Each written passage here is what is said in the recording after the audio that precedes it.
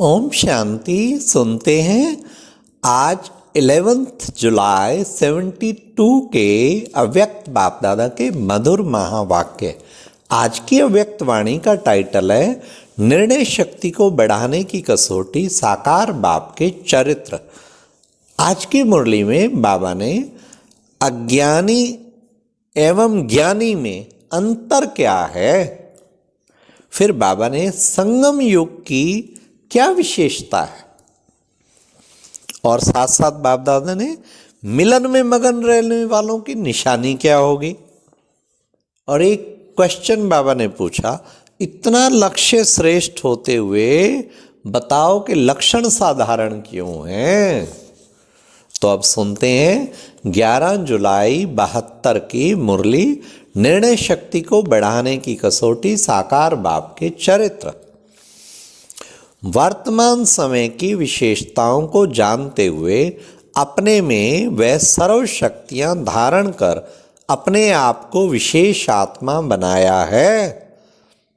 जैसे इस समय की विशेषताओं का वर्णन करते हो, वैसे ही अपने में भी ये विशेषताएं देखते हो।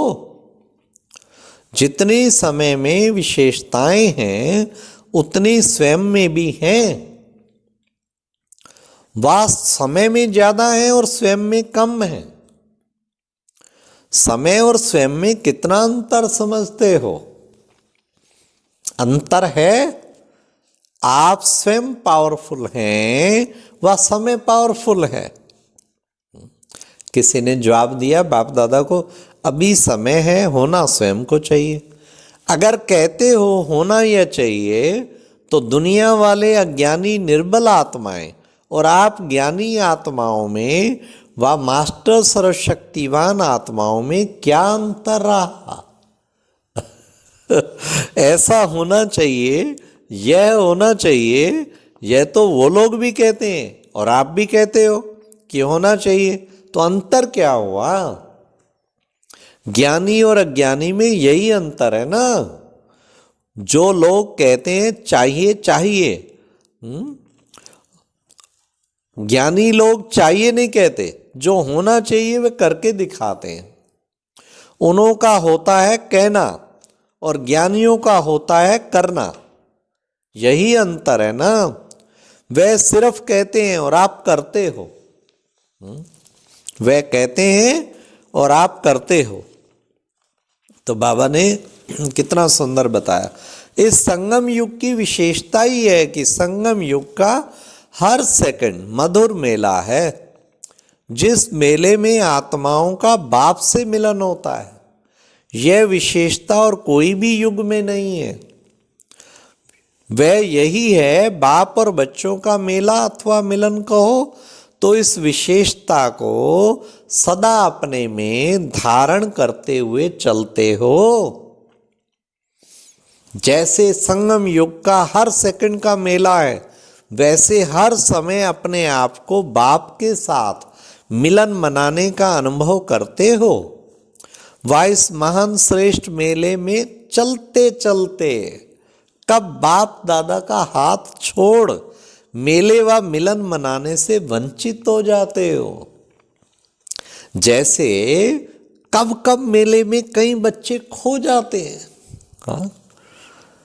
माँ बाप का हाथ छोड़ देते हैं। मेला होता है खुशी मनाने के लिए। अगर मेले में कोई बच्चा माँ बाप से बिछुड़ जाए, वह हाथ साथ छोड़ दे, तो उसको क्या प्राप्ति होगी? खुशी की बजाय और ही अशांत हो जाएंगे। तो ऐसे अपने आप को देखो, मेले में सदा खुशी की प्राप्ति कर रहा हूं, सदा मिलन में रहता हूं। जो सदा मिलन में रहेगा उसकी निशानी क्या होगी? उसकी विशेषता क्या होगी? अतीन्द्रिय सुख में रहने वाले व सदा मिलन मनाने वाले की निशानी क्या होगी? उनकी विशेषता सदा मिलन में मगन होगा, वह कब भी कोई विघन में नहीं होगा। मिलन विघन को हटा देता है। बिल्कुल बाबा का एक एक शब्द तीर की तरह, कमाल है बाबा। वह विघन विनाशक होगा। मिलन को ही लगन कहते हैं ना। कोई भी प्रकार का विघन आता है वह विघन के वश हो जाते हैं। इससे क्या सिद्ध होता है? सदा मिलन मेला नहीं मनाते हैं। जैसे औरों को कहते हो कि समय को पहचानो, समय का लाभ उठाओ, तो अपने आप को भी यही सूचना देते हो, वह सिर्फ दूसरों को देते हो। अगर अपने आप को भी यह सूचना देते हो कि एक सेकंड भी मिलन से दूर नहीं रह सकते हो, हर सेकंड मिलन मनाते रहेंगे। जैसे कोई भी बड़ा मेला लगता है, उसका भी समय फिक्स होता है ना कि इतने समय के लिए मेला है, फिर वह समाप्त हो जाता है। अगर कोई श्रेष्ठ मेला होता है और बहुत थोड़े समय के लिए होता, तो क्या किया जाता है? मेले को मनाने का प्रयत्न किया जाता है। वैसे ही संगम के मेले को अगर अब नहीं मनाया, तो क्या फिर कब यह मेला लगेगा? क्या नहीं लगेगा ना। लक्ष्य श्रेष्ठ है तो फिर लक्षण साधारण आत्मा का क्यों? इसका कारण क्या है? लक्ष्य को ही भूल जाते हो। लक्ष्य रखने वाले फिर लक्ष्य को भूल जाते। कोई भी विघ्न का निवारण करने की शक्ति कम क्यों है? इसका कारण क्या है? निवारण क्यों नहीं कर सकते हो? निवारण ना करने का कारण ही जो लक्ष्य रखा है, इसको पा नहीं सकते हो। तो निवारण करने की शक्ति कम क्यों होती? श्रीमत पर चलने वाले का तो जैसा लक्ष्य वैसे लक्षण होंगे। अगर लक्ष्य श्रेष्ठ है तो लक्षण भी साधारण है। तो इसका कारण क्या? क्योंकि विघ्नों को निवारण नहीं कर पाते हो। निवारण न करने का कारण क्या है? किस शक्ति की कमी है? निर्णय शक्ति। ये ठीक है, जब तक निर्णय नहीं कर पाते तब तक निवारण नहीं कर पाते। अगर निर्णय कर लो तो निवारण भी कर लो। तो अपने निर्णय शक्ति को बढ़ाने के लिए सहज साधन कौन सा दिया हुआ है?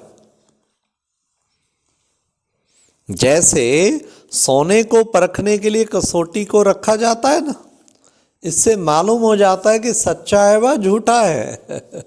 ऐसे ही निर्णय शक्ति को बढ़ाने के लिए आपके सामने कौन सी कसौटी है? अब सुनिए, बड़े ध्यान से सुनना। साकार बाप का हर कर्तव्य और हर चरित्र यही कसौटी है। ये है कसौटी। जो भी कर्म करते हो, जो भी संकल्प करते हो, अगर इस कसौटी पर देख लो कि ये यथार्थ है या अयथार्थ, व्यर्थ है या समर्थ है, इस कसौटी पर देखने के बाद जो भी कर्म करेंगे वह सहज और श्रेष्ठ होगा। तो इस कसौटी को ही साथ नहीं रखते हो, इसलिए मेहनत लगती है। जो सहज युक्ति है, इसको भूल जाते हो। इस कारण विघ्नों से मुक्ति नहीं पा सकते हो। अगर सोने का काम करने वाले के पास कसौटी ठीक ना हो तो क्या होगा? धोखा खा लेंगे। हाँ, तो बाबा कहते ऐसे ही अगर यह कसौटी सदा साथ स्मृति में ना रखते हो तब मुश्किल अनुभव करते हो। है तो सहज ना, फिर मुश्किल क्यों हो जाता है? क्योंकि युक्ति को यूज नहीं करते हो। हाँ, युक्ति यूज करो तो मुक्ति जरूर हो जाए। चाहे संकल्पों के तूफान से, चाहे कोई भी संबंध द्वारा, प्रकृति व समस्याओं द्वारा कोई भी तूफान व विघ्न आते हैं, तो उससे मुक्ति ना पाने का कारण युक्ति नहीं है। युक्ति युक्त नहीं बने हो। युक्ति अपनाओ तो मुक्ति पट हो जाए। जितना योग युक्त युक्ति युक्त होंगे, उतना सर्व विघ्नों से मुक्त जरूर होंगे। और सर्व विघ्नों से मुक्त हो या युक्त हो, योग युक्त नहीं रहते तब विघ्नों से युक्त हो। जो कोई भी प्रोग्राम रखते हो, वह भाषण आदि करते हो, किसको भी समझाते हो, उसमें सभी को मुख्य कौन सी बात सुनाते हो? मुक्ति, जीवन मुक्ति आपका जन्म सिद्ध अधिकार है। तो जब आपका जन्म सिद्ध अधिकार है तो उनको प्राप्त करो ना। फिर कहते हो अब नहीं तो कब नहीं। तो यह जो मुख्य स्लोगन है, मुक्ति जीवन मुक्ति जन्म सिद्ध अधिकार है, इसको आप लोगों ने पाया है।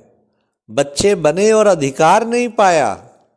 औरों को समझाते हो, बच्चा बना और वर्षे का अधिकारी बना। तो यह सिर्फ समझाने का है, वह प्रैक्टिकल करने की बात है।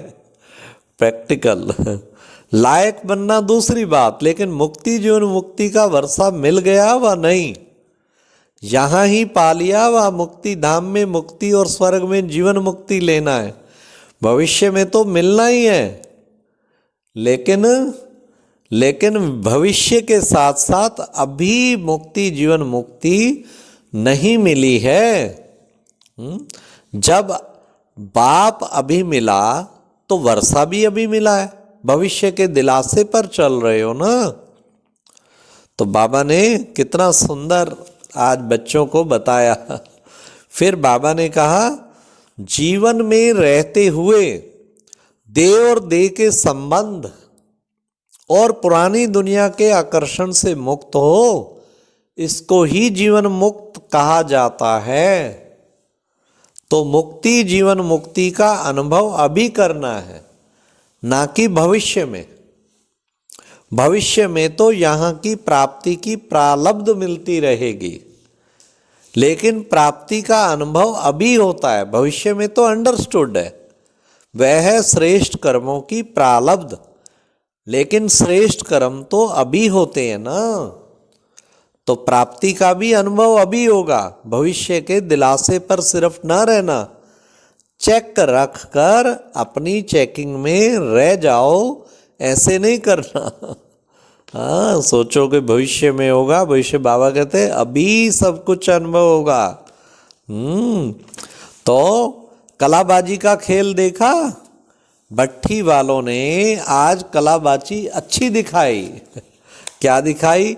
अभी समाप्ति में भी सभी कमजोरियों भी समाप्त हो जाएंगी ना, फिर यह कलाबाजी तो नहीं खेलेंगे ना।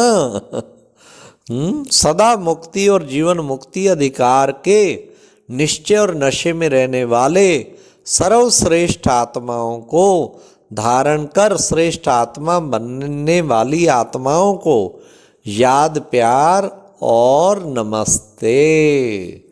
तो बाबा ने कितना सुंदर बताया कि बच्चे प्रैक्टिकल करो और ये संगम युग की विशेषता और मिलन में मगन रहना है, सदैव मिलन में मगन रहना है। तो निर्णय शक्ति को बढ़ाने का तरीका बताया, हर कर्म को साकार बाबा के चरित्र की कसौटी पे कसकर देखो। ओम शांति।